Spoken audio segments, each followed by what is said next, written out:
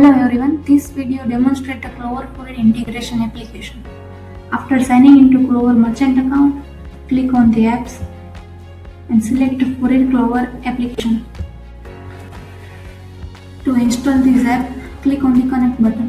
By clicking on the connect button, the app is automatically installed on the Clover device.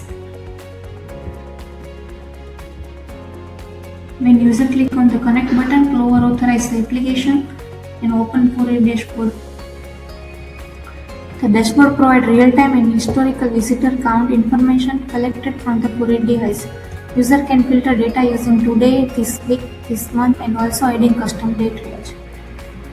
The dashboard displays key weather metrics such as temperature, feels like, pressure, wind speed, and humidity, and also showing the current weather condition. And both the visitor statistic and weather information are updated according to the provided period. From this drop-down, user can select particular device. From this button, user can group by the record by device.